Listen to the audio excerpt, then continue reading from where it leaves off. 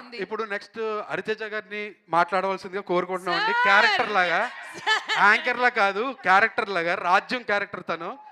వీళ్ళిద్దరూ చిన్నాన్న చిన్నాన్న అని పిలుస్తూ ఉంటుంది. వరుసకి చిన్నాన్న అవుతారు హీరో.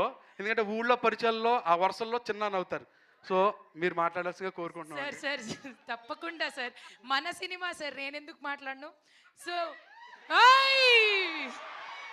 సరే, నీకు అది ఆనందాన్ని ఇస్తుందంటే కానీ ఓకే.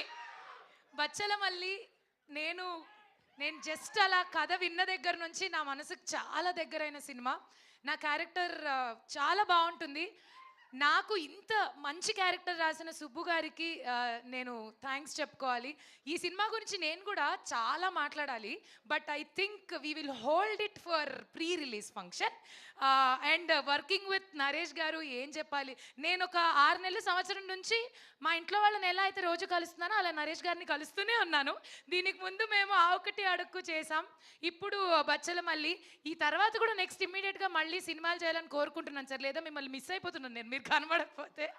సో రాజ్యం అనే ఇన్నసెంట్, క్యూట్, క్లీన్, మంచి క్యారెక్టర్ నా కోసం రాశారు. ఫస్ట్ ఆఫ్ ఆల్ పర్ఫార్మెన్స్కి స్కోప్ ఉన్న క్యారెక్టర్. ఇందాకే ప్రొడ్యూసర్ గారు వచ్చి చెప్పారు కూడా, ఈ సినిమాతో మీ గ్రాఫ్ చాలా బాగా పెరుగుతుందండి, బాగుంటుంది అని. తదాస్తు అలా అవ్వాలని కోరుకుంటూ, డిసెంబర్ 20వ తారీఖు మేము మనస్ఫూర్తిగా తీసిన ఈ సినిమాని మీరు కూడా మనస్ఫూర్తిగా చూసి ఆశీర్వదించాలని, హాయిగా కూర్చుని మీ కథలన్నీ అలా నెమరు వేసుకోవాలని ఒకసారి కుర్చీల్లో కోరుకుంటున్నాను. And thanks again everybody for giving this opportunity.